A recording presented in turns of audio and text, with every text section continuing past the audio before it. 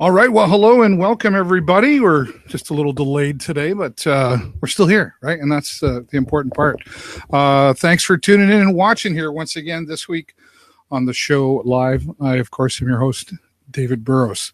Again, no lack of anything to do here in Sarnia. Did you get out to Rib Fest, the Sarnia Kinsman Rib Fest? They're saying they had lots and lots of people out there, so I'm sure they raised lots of money here in our community as well. So Mother Nature, it's always nice when Mother Nature cooperates. Say that 5 times fast. Thanks for being here. Hello to Lori out there. Thanks for being here, Lori. And thanks to the rest of you who are watching as well. Now, wherever you are watching from, it's important to be watching from the right spot if you want to be able to share your comments or ask your questions to our guests. And sometimes we'll even invite you to join us on camera. So please take the time to watch from Facebook on the show Sarnia, or there's also a link in the description, whether it's up or below. You want to make sure you're watching from there as well. So make sure that that's where you're watching from, because we're broadcasting, we're simulcast in Canada, of course, but we're also simulcast in the United States, Australia, and England in the UK as well. So thanks to our live streaming friends for sharing our broadcast as well. And we'd appreciate you clicking that share button. And you can also follow along. Oh, yes, I was going to do this today. Let's do this. One great thing about live, we're going to go live on Instagram today as well. So hello to our friends out in Instagram world. Now we truly are everywhere. So thanks for watching. I've got a couple things I'm going to share with you before we get started. We've got a few guests. We've got 3 guests that are going to be on here today. Looking forward to that. But first, let's talk about some things that are happening here in the Sarnia area, the Sarnia-Lambton area, I like to say. I and You. This is a performance coming up to T42. T42 is a new theater here in Sarnia. John LeVere and Daryl Heater and some other friends got together and began T42, and they've had some great successes here with their plays. Very, very talented people here. So go online to, pardon me, go to Facebook, actually, and look for Theater 42, and you can find out how you can get your tickets and find out more about Theater 42 and their performance coming up starting July 11th, of course. Again, it's called I and You. Well, wrestling fans, are you a wrestling fan? There seems to be a lot of wrestling fans out there from all over the planet. It's certainly a popular sport, and there's many different organizations out there. Obviously, the WWE being the most popular out there. But Smash Wrestling returns to the River City Vineyard here once again in Sarnia on July the 13th. The doors will open at 6 o'clock, and the bell will ring at 7 o'clock, and some very exciting wrestlers coming back to Sarnia. I had the privilege of being an announcer one night. That was a lot of fun. Unfortunately, I can't make this one, but if you're a wrestling fan looking for something to do here in Sarnia, go to smashwrestling.com to find out more about all those special wrestlers coming to town. Yes. Last year, this was a special event for Pathways, and it's the Wings Over Sarnia Gala for Pathways, supporting Pathways and raising funds for the swimming pool at Pathways, I do believe. So you want to find out more about that. They're almost out of tickets, but if you want to go to this, you got to reach out to contact Pathways by noon tomorrow. And they've got to know how many people. And it's held here in Sarnia at the Chris Hadfield Airport, hangar number 2, a great big hangar. And the B-25 will be outside, parked outside for the gala. You'll be able to see it when you're there. And a swing time band, just like in the 1940s. I'm the MC there, so I guess apparently I have to dress up like it's the 1940s. But looking forward to this special event. And again, if you want to go, you need to go and get your tickets by going to Pathways. Give Pathways a call here in Sarnia or find out more. Just want to take a minute here and make sure a couple of our guests are ready. One thing about live, we just keep going.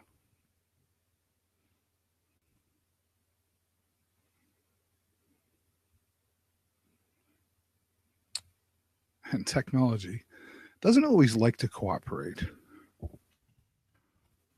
But we're going to get through it anyway. Just checking in with Barbara Prescott, who will be there, our first guest here. Okay, we're live on Instagram as well. So hello, everybody out there in Instagram. This is, if you're on Instagram, watching on Instagram, you're going to get kind of the behind the scenes sort of look, right? You won't see the guest, but you see me behind the scenes. We're having fun with Instagram, and we're looking forward to our guest. Barbara Prescott will be joining, and also Cynthia Lockrey.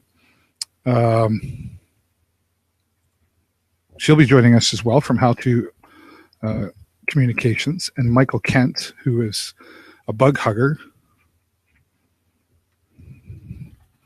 communicating with Barbara right now.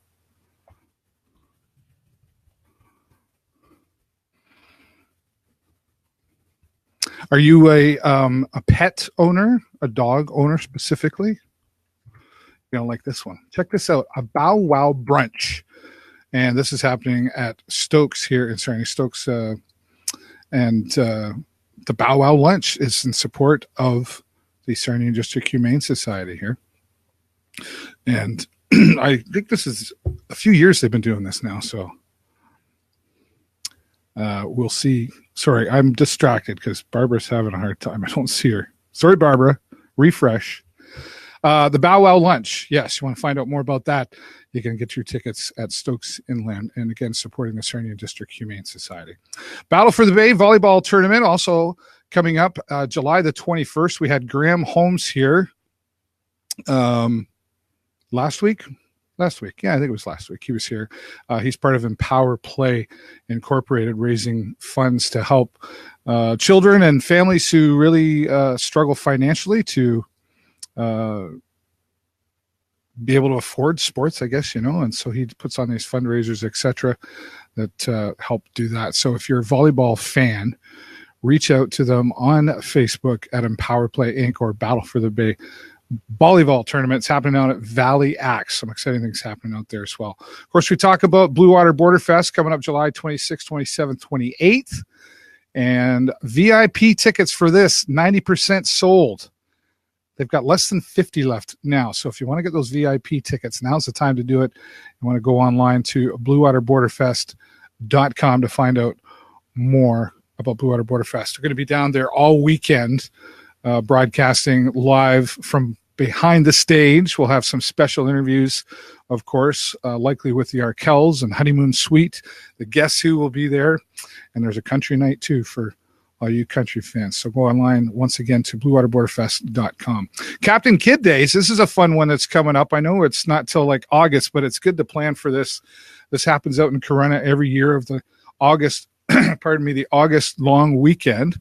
And you want to get out there for sure. There's going to be lots of great music. And I am excited once again to be supporting and sponsoring a youth talent showcase that will be happening at the Captain Kid Day. This will be a free event that will happen on the Sunday afternoon at 1:30 in the afternoon.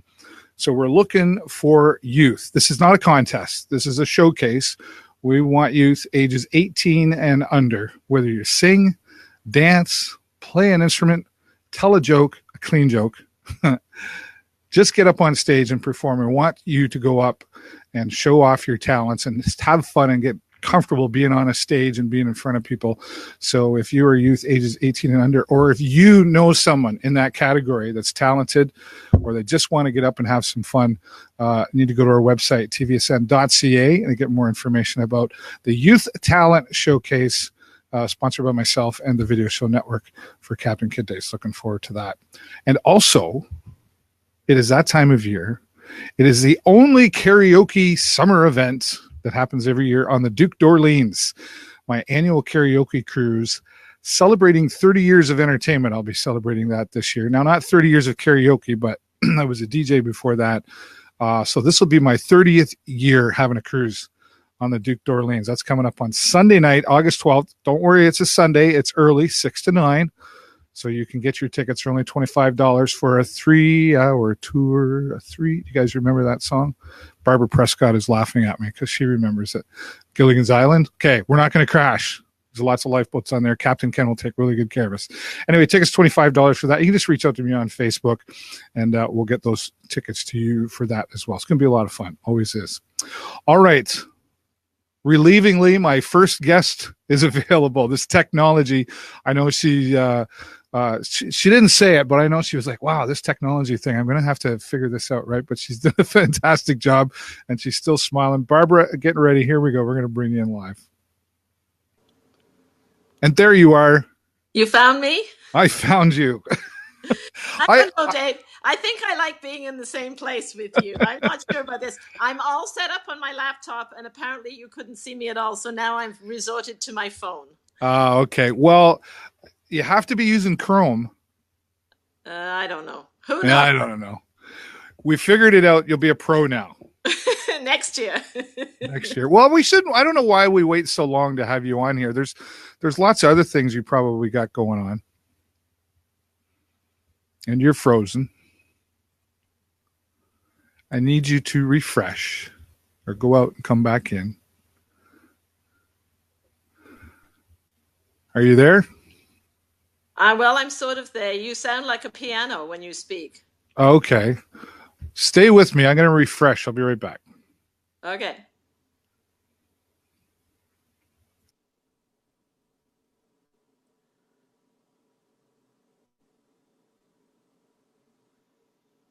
All right. Is that any better? That so far so good. There you go. It's a little refresh button that we have to click once in a while. Okay. Nice having you here, Barbara. I know you like. Maybe we'll do the in-person thing next time. But it's okay. This is working. Always nice to see you. What's that? Oh, always nice to see you. But I want to talk about Art in the Park. Yes, let's get to Art in the Park. I know this is how many years now for that? Well, for us, it'll be almost 10 years. This will be 9 years. So next year, we're hoping for something exciting for our 10th anniversary. Yeah, well, we'll look forward to that. But this year, Art in the Park, and it's been very successful, obviously. Or you keep getting a little bigger every year. We can't really get physically bigger because the park is only so big. Right. So it's full. Yeah, oh, we're absolutely full. Our chair, Carol Graham, keeps accusing me of using a shoehorn to put more vendors in.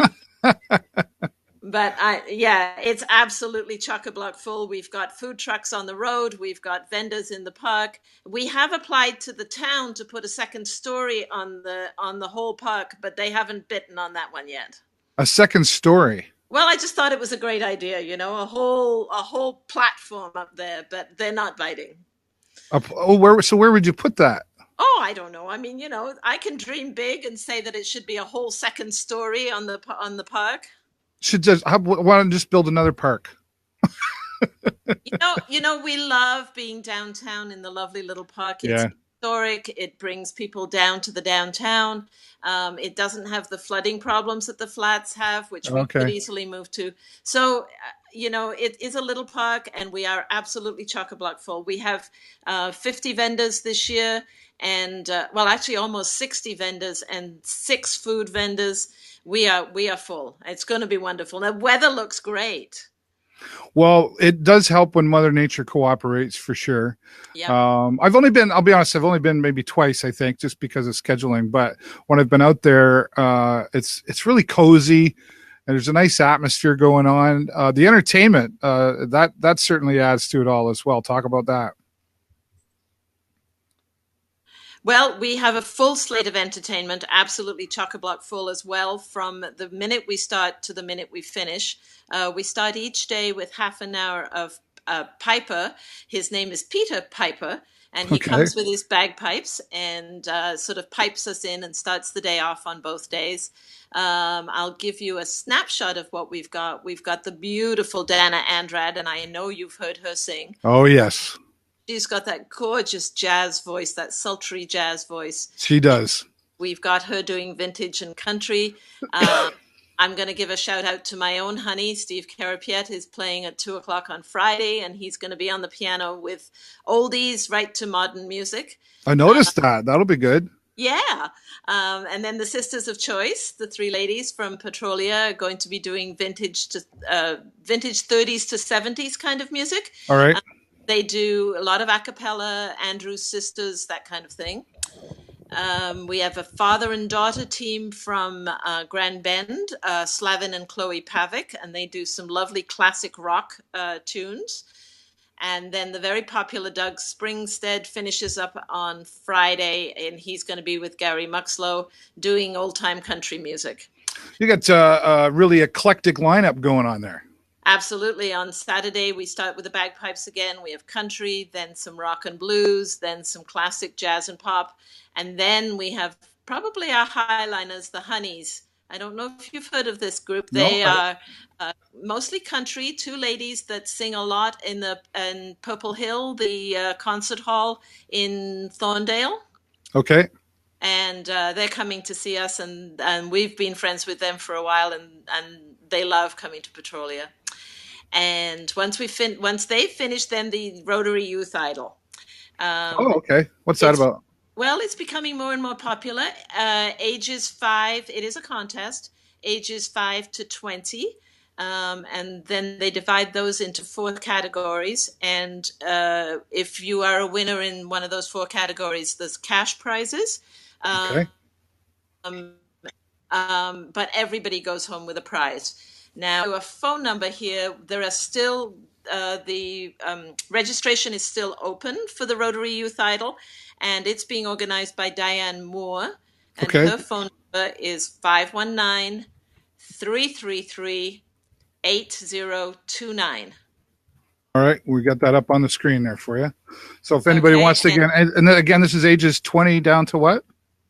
5 to 20. 5 to 20. Okay, perfect. Everyone goes home with a prize. They have 4 very. You're going to go home with some suggested judges. You know. Are you there? Did I lose you? No, I'm still here. It's you that's sort of you're back. Keep going. Okay. What else? So you've got. Go ahead. No, I was just going to say the children's activity booth. I was going to say that's you think art in the park. Sometimes I think you just think it's maybe just for adults, but this is really for everybody, right? Absolutely. We have lots of things for the little ones to do. And I'm talking little up to teenagers, that sort of age range. Right. The Optimist Club have stepped in and are organizing our children activity booth. Everything there is free.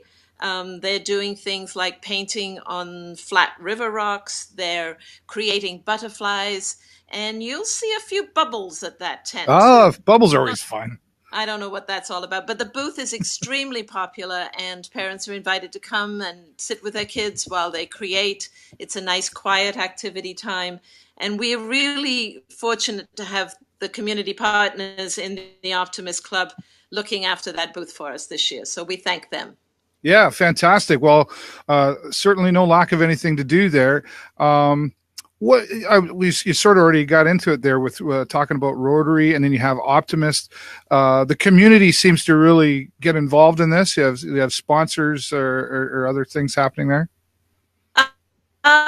We are under the umbrella of the town of Petrolia. Okay. All to them for their support. Things like putting up tents, emptying garbage cans, providing the overnight security.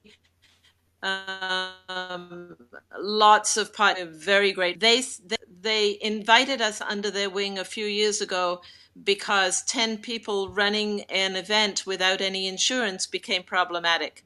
Aha. So we were very, very grateful to the town of Petrolia, who sort of took, and thankfully we haven't needed their insurance, but at least it's comforting to know that there is some protection for our volunteers. Well, it's one of those things, I guess, as you grow and then, the whole event become a little more serious. We got to make sure everything's covered in there. So yeah, it's great that the town of Petrolia, they obviously recognized the value of art in the park. Can you give us a little history of art in the park and like how this all sort of began?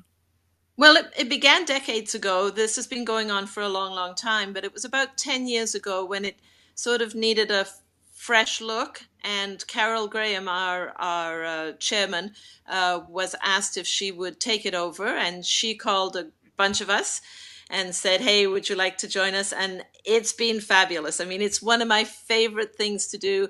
I love the committee. If we could bottle the power and talent in this committee, I don't know, we'd make a fortune. Well, I know Carol quite well. I've dealt with her in the past, so you're absolutely right. She's just a wonderful lady to have around. She brings a lot of vibrance to anything she does, right? So, and you have quite a team going on. We do. There's 11 of us now. We've grown in that way too. We did lose a member this year. Sadly, the late Sylvia Fairbairn, very greatly missed this year. Firsts are always hard after we lose someone, and this will be our first Out in the Park without Sylvia. So right. we're gonna have a few together, and it's gonna be lovely. Right.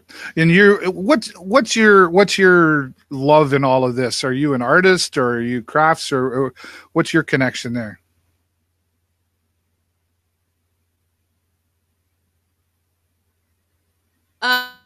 I have done art in the past. In fact, both Carol and Matt do jewelry, and how we can't because we have too many to see. So yes, most of us on the committee come to it from a background of art. So it's nice to have that perspective.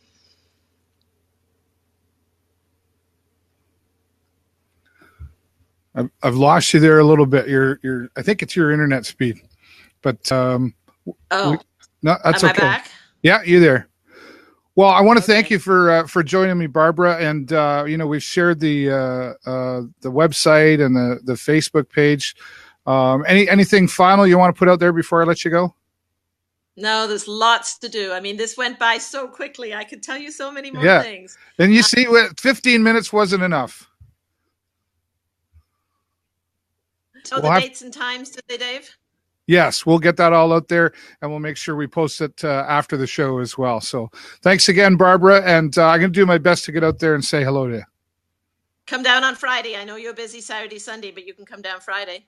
All right, I will do. Thanks, Barbara. Okay, bye. All right, my friend Barbara Prescott there joining us remote from Petrolia out that way, where Petrolia Art in the Park is going to happen.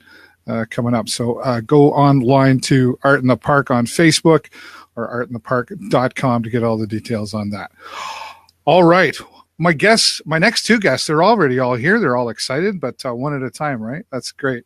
I got to say, it makes a host feel really comfortable to know when they're in the lobby and ready and you're not going, where's everybody, right? So one thing I've learned about when I took my show live from recorded is I'm really having a lot more fun because it's just natural and we just keep going, and it's kind of challenging sometimes because I'm the producer and everything all at once.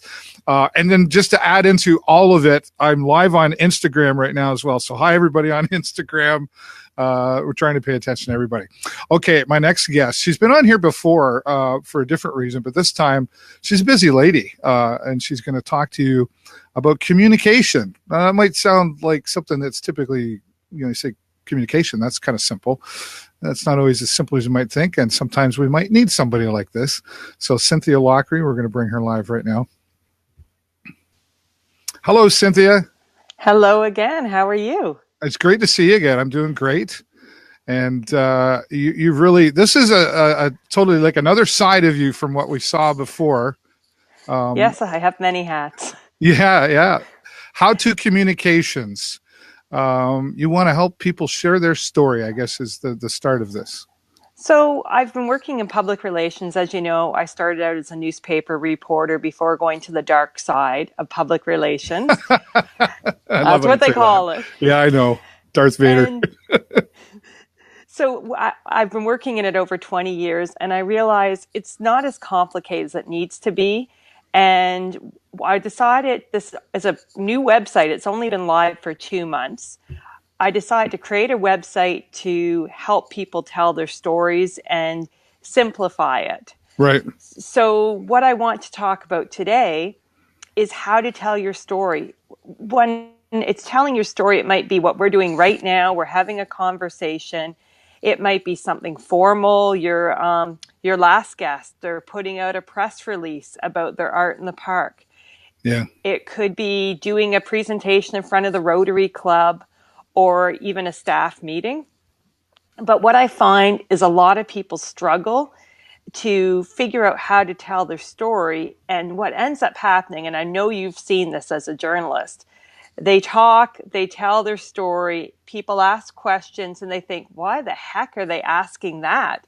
That wasn't the purpose of my story. Or that's not what I was, well, I don't know why they're thinking this. Well, it comes back to you as the storyteller. You weren't clear. You weren't clear on your messaging and who your audience. So the first thing is, who's the audience? When I'm talking to you, I've done some research on who your audience is.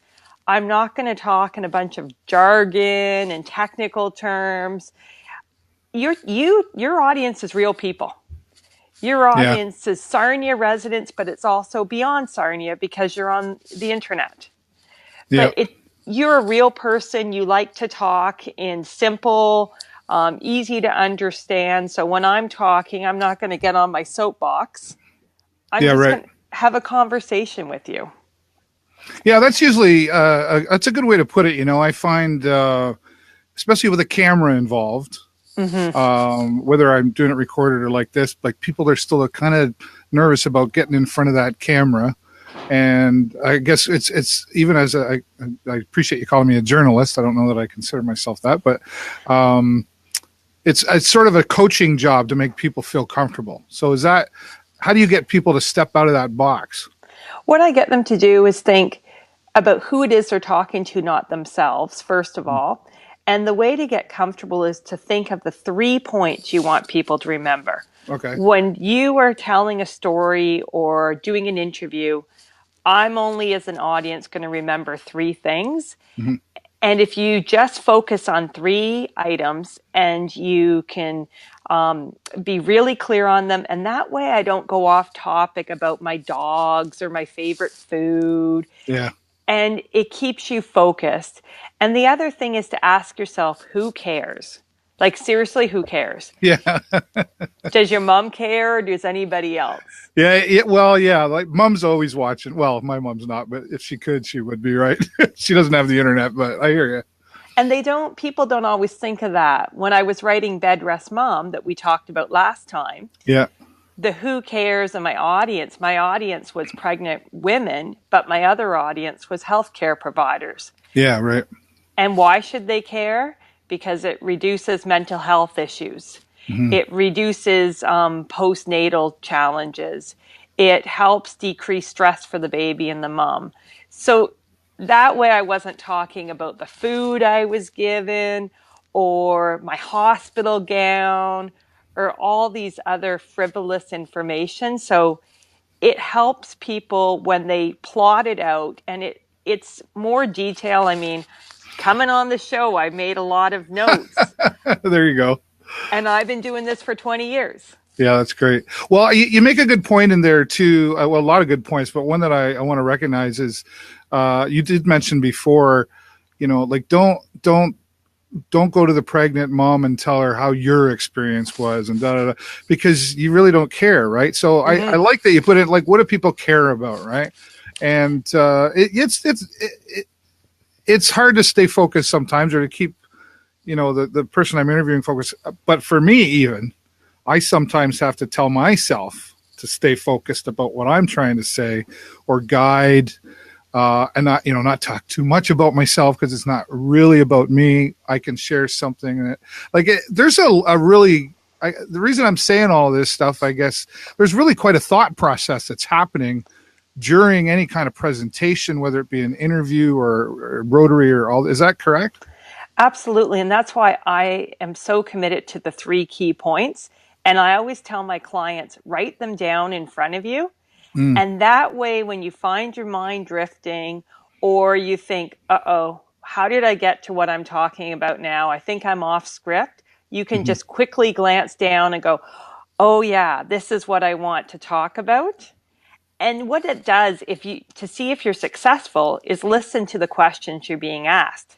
If the questions are so off topic, you know that you actually went off topic. Yeah. If the questions are a deeper dialogue about what it is you're presenting, and a better conversation, you know you nailed it. Yeah, well, that's a good way to put it. Do you think that? Do you think we overthink some of this stuff, though? Like, do you think we make ourselves nervous by talking to ourselves too much? Well, and I think people are afraid to be vulnerable and are afraid to be authentic.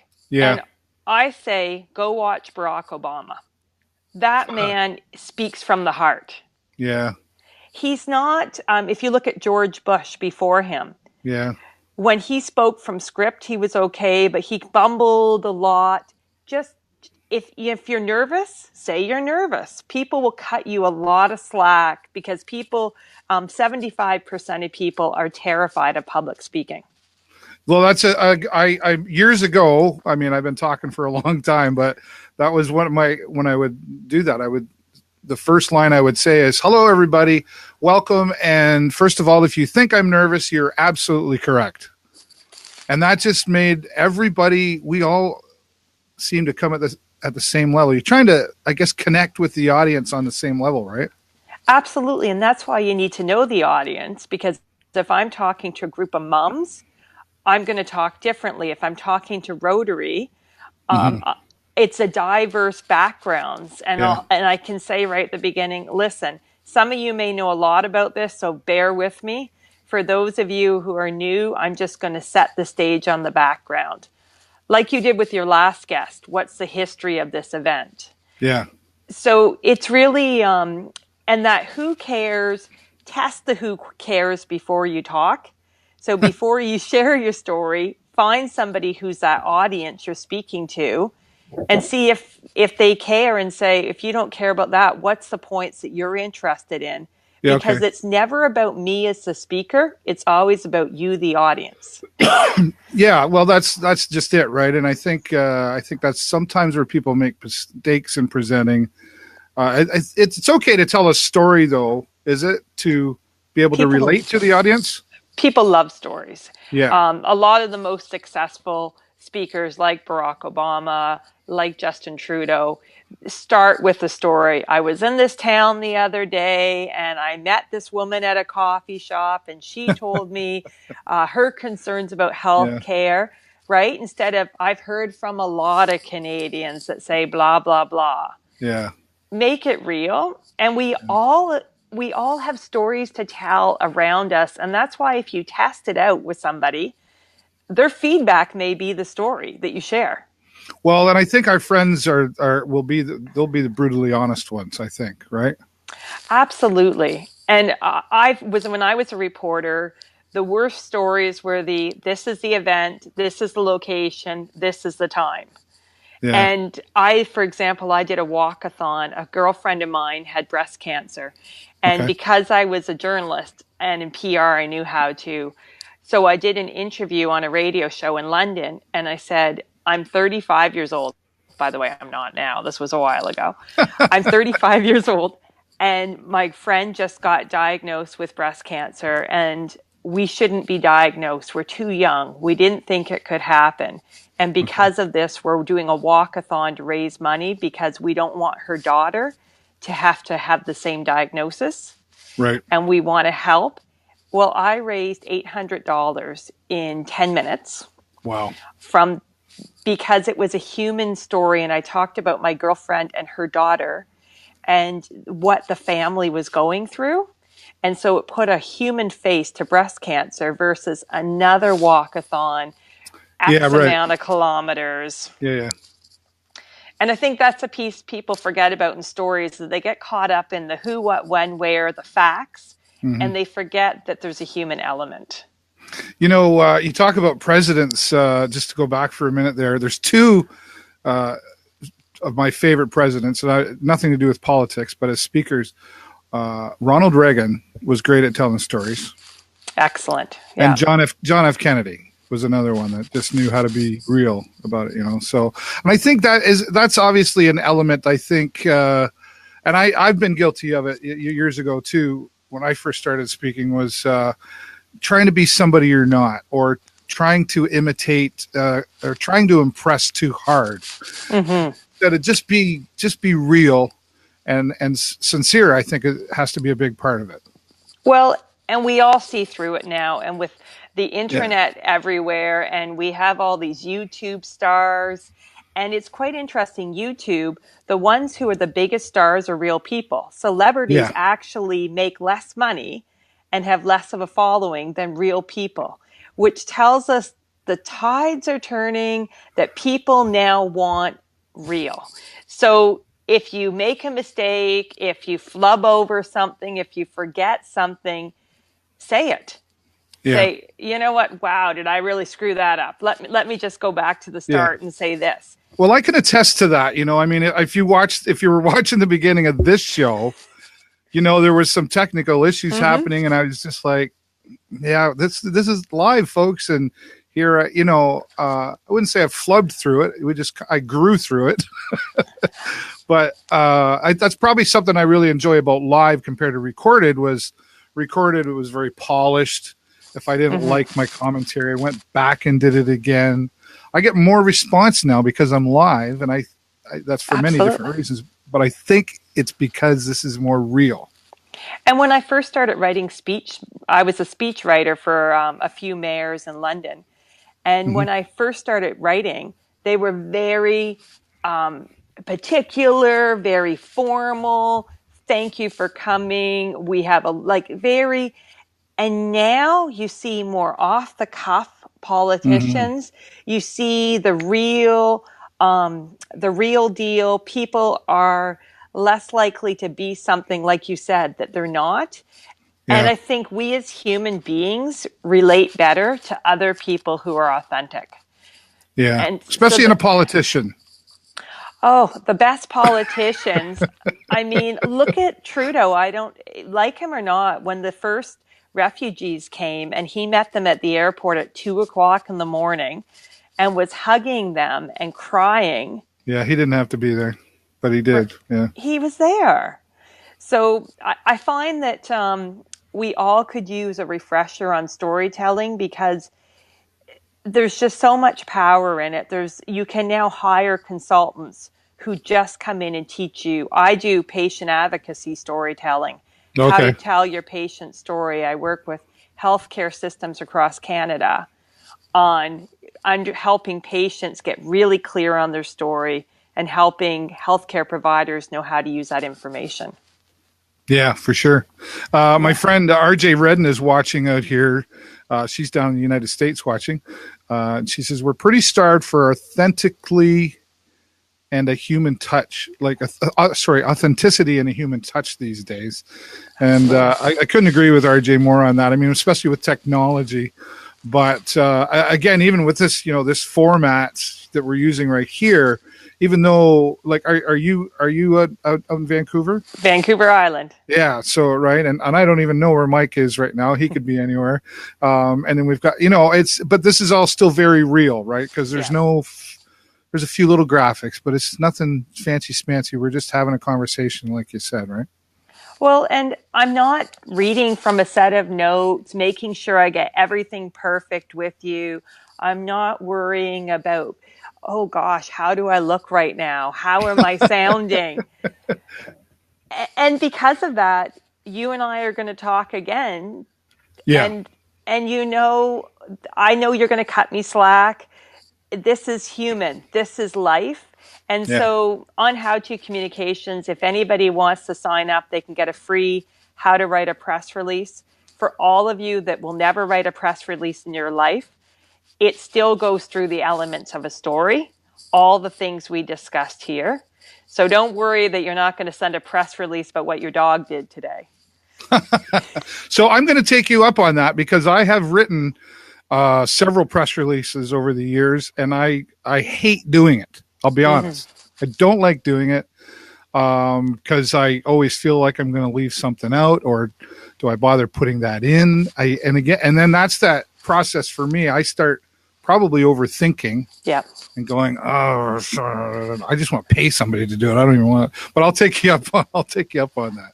Well, and nowadays the newsrooms are so short-staffed. If you write a press release that's written like a story with a quote, with interesting introduction, call to action at the end, it's cut and paste it verbatim. And that saves the reporter time, plus you get the information across. Mm-hmm. So it's all about the story. Then you use that press release for everything else you're doing when you're doing an interview, when you're doing a presentation, and it's the guts of your story. Yeah. So I like that you make that point, because I receive a lot of media releases Oh, I'm sure. to share on my website and stuff. And I'm quite happy to just copy and paste it. But I'll only copy and paste it if it's written properly. Absolutely. And I'm okay if the world knows that was copy and pasted. I don't try to take credit for it. I just go, here's the information, and you tell it.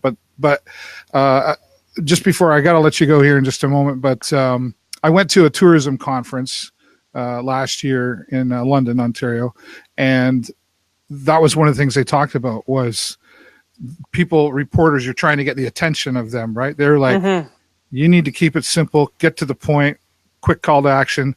Because do you know how many I get in a day? And by the way, I'm busy. I used to get 200. Yeah. And that was in a community paper in Chatham, Kent. So, yeah, nope. You have to sift through them quickly. Exactly. So take a look, download it. It's free. And then it will help you formulate your ideas better. And they just go to, I've got it up on the screen. Just go to howtocommunications.com. Yep. And it's right on the homepage, how to sign up for your free download. Perfect. Cynthia, I wish we had more time, but all that means is I'm going to have you back again down the road. Well, the patient advocacy book comes out September 4th. We're getting closer. Well, you know how to sign up to be back here on the show, so go do that. We'll make sure we get you back here. Thanks so much, Cynthia. Thank you. You're welcome. Take care. Bye. Cynthia Lockrey, who was here in Sarnia at a Ignite presentation, it was called. She had 5 minutes to speak, and I was glad to be able to connect with her. She talked about her book, Bed Rest Mums, and now How to Communications. And what an awesome name for what she's doing. Nice and simple. How to Communications. Thanks again, Cynthia. Again, go to howtocommunications.com. All right, my next guest, who is joining me here as well, I also met him at Ignite here in Sarnia. And there was a lot of fantastic people there, and I'm excited to have him join me here on the show because he's another one that gets around and does so many things. He's ready. He's been waiting in the lobby for about 20 minutes, so here he is. Hello, Michael. Hey, how's it going, Dave? I'm doing fantastic. Thanks for joining me. Hey, no problem. It's a pleasure. It was good to meet you at Ignite. Yeah, that was Cynthia too. Yeah, that's right. Where are you in the world right now? Are you in Sarnia? I'm in Sarnia right now. Yep, I just finished working in town today. So. Okay. Well, let's talk about. You're quite a. I don't know that 15 minutes is going to be enough for you either. We might have to do a whole show on you because I read your Reader's Digest version of you, and it's so there's so much. You got a lot going on, man. There's a ton going on. I feel like I'm spreading myself thin, but it's been a fun year, and I just hope to keep it up and stick around in this area. Really. Well, you talk about the traveling, but you talk here in your notes to me. You grew up here in Lambton County, but you were the kid that was outside playing with frogs and snakes and everything. I grew up in Corona, actually, and it was when subdivisions were being developed, and we still had a bush out back, and we'd flip boards for snakes, catch praying mantises, and we'd be getting crickets to feed to the praying mantises. But, I felt like that was a normal part of childhood, and that wasn't necessarily like all I did as a kid. I mean, I feel like I do more of it now. Yeah. But, I was like a normal kid. We played video games and road hockey and basketball, wrestled on the trampoline. Back in the good old days when you could go out and have fun. Yeah, I don't know if things have changed or if they have. I hope to kind of that's my deal is maybe trying to pay it forward and get kids back outside. Well, we see a picture of you here with what is that on your nose? That's a dragonfly. That's actually in Botswana, in this big river system there that there was hippos around. We were birding with a guide, and I was also, if you're in with the bugs, oding means catching dragonflies for the cool kids. Oh, okay. So I was out on the front of a boat swinging my net, and I caught this, I believe it's a type of cruiser dragonfly. So that's kind of my thing. If I learned this from one of my old bosses. You got to release it off your nose. So it's something I do with kids too, but I usually pick the smaller dragonflies. Now I hear dragonfly, and this is where I'm not educated when it comes to what you're talking about here. I hear dragonfly, and that scares me. They're scary in like I guess. I don't know. They look like they have a big stinger. They're big. They kind of buzz around, but they're anything but. They're positive creatures for us. They don't bite. They don't sting. They're catching usually like mosquitoes, black flies, maybe horse flies. So we kind of want them around to get rid of the other guys we don't like. Oh yeah, they're great. So seeing a swarm of dragonflies around, they're taking care of some of your pests. That's perfect. I don't know that I would recognize a dragonfly, except for now I've got the image of it, one on your nose. Yep. What's this looks like some fun that you were having, and what's this? Yeah, this is an interesting photo. I'm actually way up high in a tree, actually a strangler fig tree. I'm probably 60 to 80 feet off the ground.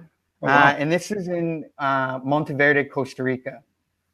This is when I was working at a butterfly garden as a tour guide.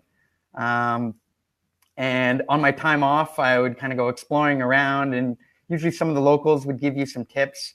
And one of the kind of famous places to go that's not really known to a lot of tourists is these strangler fig trees. And this one had grown up around another tree, strangled it. The other tree died, and the strangler fig was still growing on the outside. And since it kind of grew like a big wooden vine, you could climb up the middle of this tree like a ladder and then end up on the top. So this was just like on time off from work. We'd go there at sunset. There would often be capuchin monkeys about, maybe a blue morpho butterfly flying. It was just like an amazing experience for free. For free, yeah. Free's always good too. Well, you've done a lot of traveling, obviously. Mexico, have been in there?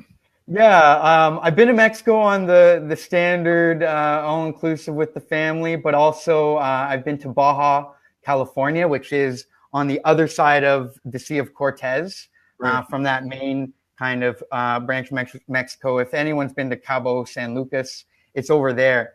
And there, me and a friend, we traveled in a Jeep for a month up and down the peninsula following the gray whale migration. So we saw like thousands of gray whales on this trip. And you're seeing some beautiful sunsets gathering. Yeah, it was sunrises, amazing sunsets, amazing sunrises with whales. And we were on a boat, and it was typically only us, very cheap tours that were operated there. And it was an orchestra of whales around. Like there was whales spy hopping, like coming out of the water with just their head, and like their eye would peer at you. They'd breach with their kind of spray and tails kind of splashing in the water. And even female whales with their calves would be right up against the boat, like you could touch them that close. So that's just like an incredible experience that not a lot of people know you can get from Mexico. Well, I'll have to, my wife and I are going back there next year, so I'll definitely have to connect with you and pick your brain before we go. Who's this little guy in your hand here? This is a little crocodile that I caught in Borneo. So another trip that I've been doing with some of my nature friends from around the world. And I guess this was, I just wanted to put it on the touch list, if I want to put it there. Weird things to touch, and a baby crocodile was one of them.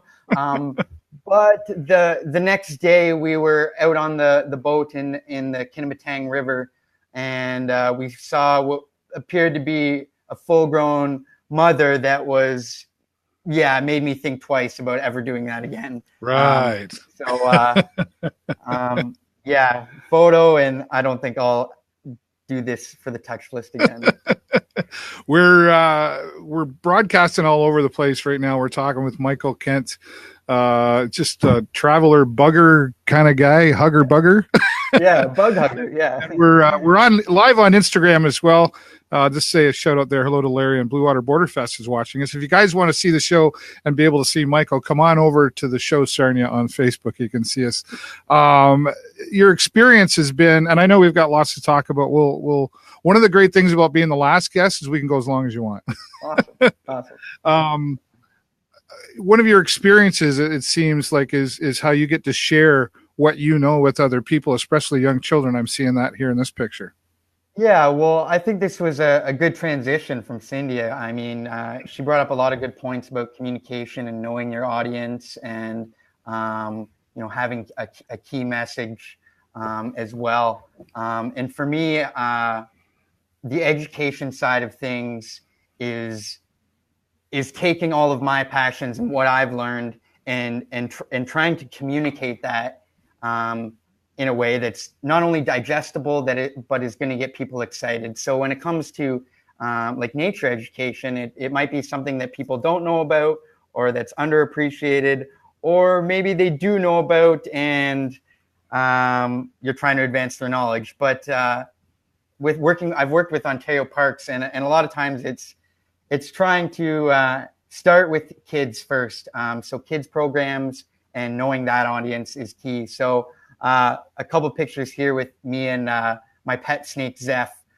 She's been great for a friendly snake that looks scary, but it's a great tool to get over people's fears. So introducing them to kids. This past weekend, we had a little nephew's birthday, and I brought the snake over as a birthday surprise. And all the kids were more excited than the adults. Oh yeah. So there is this thing, like, people say that you're just born to be afraid of snakes, but when I show snakes to kids, they're usually excited. If they look at their parents and see their parents are afraid, that's when they get afraid. Right. The key is starting young too. So once they realize this snake isn't a threat, it's a great opportunity to provide a little bit of education, a little bit of kind of sensory tactile feedback there. Yeah. Nice. I think it's really neat what you're doing, and I'm glad you're able to get here because, my first experience really with a snake was in Mexico, of course. And I know that's a bit of a controlled environment on some of the tours. I get that, but it's still holy wow. But I think it's so different. I mean, they have no legs. People don't know. We don't know what they're going to do unless you have handled them before. It's kind of like an unknown. So yeah. Well, I was going to say the fear of the unknown, right? So having somebody like you there, I'm okay. But let's talk. I know we've got a couple things, and you got a special announcement you want to talk about. But right now, you're involved with Nature's Way Nurseries and Landscaper. Talk about that. Well, that's what I just got off work from. So that's a company that I work for. We're a landscaping and tree trimming company, and it's run by an amazing couple, Justin Nickel and Felicia Sire. Okay. And they're based out of kind of the Brigden area, and they have a hobby farm out there. Oh, wow. They grow some native plants, and we specialize in tree trimming, but we've done everything from wall building, like stone walls, planters, to sodding. So it's whatever people want, but it's allowed us an opportunity to, in a labor sense, provide a bit of background to education in terms of ecology and native plants. So all of us are really involved with Lambton wildlife. So we're all big into nature. And you think maybe cutting trees down, how is that into nature? But having people that have a good view of that, know what to do. Like right now we have oak wilt that is right across the border. And we're about to take an oak wilt workshop for that. So, okay. Having a focused knowledge on the environment is something that we pride ourselves on with Nature's Way. And so, like today, for example, we checked a tree beforehand, and we were informed by the owners as well that there was a bird's nest there. So we took it out, and it was a mourning dove nest. So we moved the nest to a neighbor's tree at the same height, and did that. And we also, while we were climbing a tree, we saw a flying squirrel in the area. So that's a cool sighting that most people don't see in Lambton County, but being able to provide the owners of the house with that extra information really makes them appreciate their trees a little bit more. Sure. So, yeah. Pardon me. I think it's, I'm a city boy. I've lived in Sarnia all my life, right? My wife, she's a country girl. So we sometimes fight about where to go, but there's really a lot around us here, though, in Lambton County, right? Like, I think it's kind of forgotten, is it? It is, yeah. It is really underappreciated and forgotten. Lambton County, I really felt like I had to leave almost, in a sense, to appreciate it. It wasn't until I did a bunch of traveling and saw some other fantastic areas to kind of wake up and say, wow, like, you know, the area that I grew up in is one of the most biodiverse areas in Ontario, in a sense. The Sydenham Nature Reserve, that watershed in the Sydenham River, that's one of the most biodiverse watersheds in North America. Wow. I think one of the more biodiverse watersheds is in Tennessee. So to have places like the Sydenham or Lambton County Heritage Forest, or even Canatera, Stag Island, Dow Wetlands, right. These are places that are really, they're fragmented now, but they're leftover patches that really hold an astonishing amount of biodiversity, whether it's birds, reptiles and amphibians, insects. This zone is kind of the hot pocket in Ontario. We've got not only species at risk, but also ecosystems at risk, rare ecosystems with oak savanna and tallgrass prairie. We've also got the Carolinian forest, which, yeah, these are all fantastically biodiverse ecosystems that are right under our noses that we kind of, forgot about a little bit. Well, you're doing something to overcome that, I guess, and try to keep things alive. And it's sort of what the announcement you wanted to talk about, binocular for kids. Yeah. So last year we started a little initiative at Lambton Wildlife called Binoculars for Kids. And that was a little initiative that was to get funding for a class set of binoculars with the hopes that we could use those for child and youth programs through our Young Naturalist Club to get kids interested in nature. So we were successful in that initiative, and we had Nova Chemicals step up, along with Vortex Canada, a maker of binoculars, to donate each approximately $5,000, almost $10,000 in total, for a class set of binoculars, 26 binoculars in total, including a scope.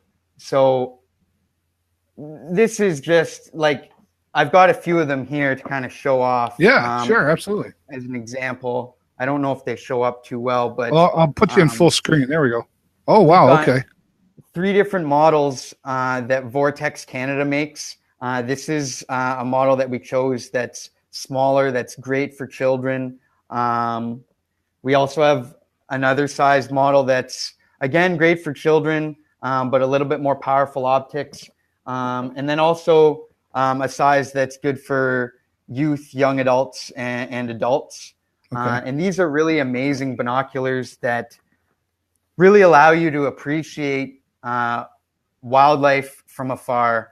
There's things like birds and even butterflies and insects that, well, you can't get too close to them sometimes. Right. And they just fly away.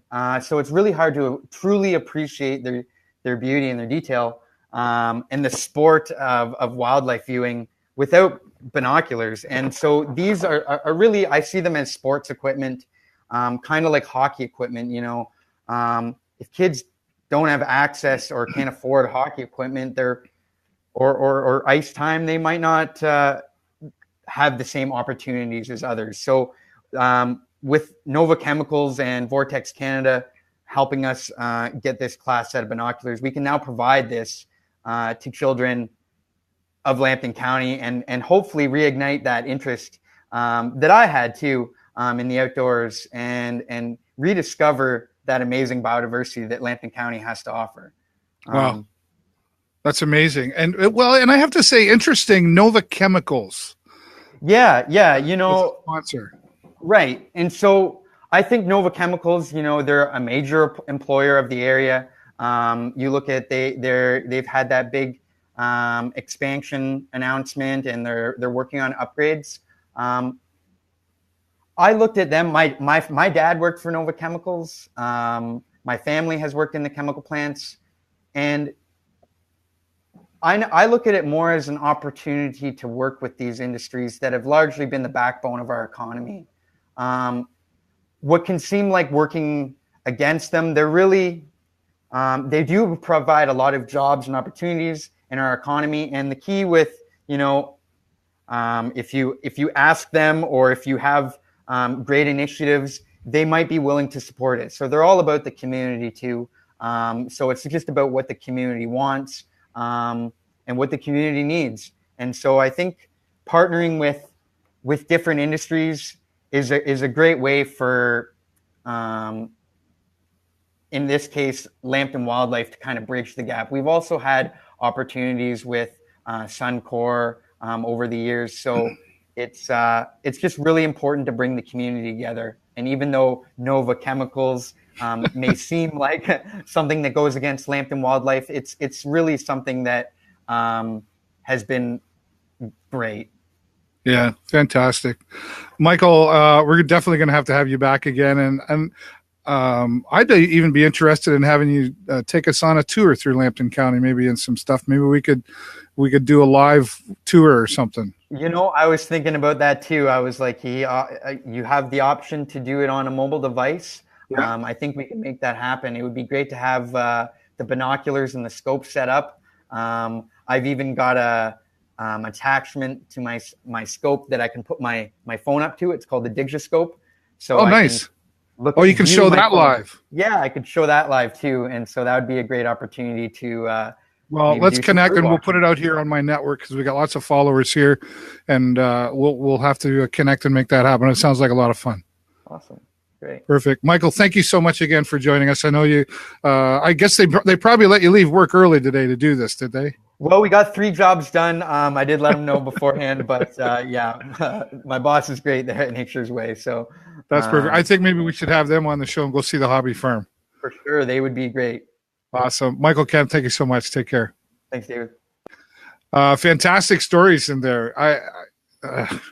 I just love learning from other people, and I just love hearing what's happening. One of the reasons I started the show 7 years ago was to promote the greatness in Sarnia-Lambton, and now it's the greatness in Sarnia-Lambton and beyond in other communities. And I thank all of you for joining me here every week. And even if you're not watching live, most of the views I know come in the replay. So thanks for that. If you are watching us live and you enjoyed the show, put a 10 down in the comments below. Give us a big 10 for all the guests that are here sharing their stories. And if you're watching the replay, type replay. Don't forget, I'm back here every Monday, 3:30 p.m. Eastern. And if you know somebody who's got a great story, a positive story, a feel-good story, and you think they should be here on the show, connect with me here, and make sure you share this around to share the stories of all of our guests here today. Thanks, everybody, for watching. That's all the time I've got for you this week. Have a great week and an even better weekend. I will see you next time right here on the show live. Bye for now.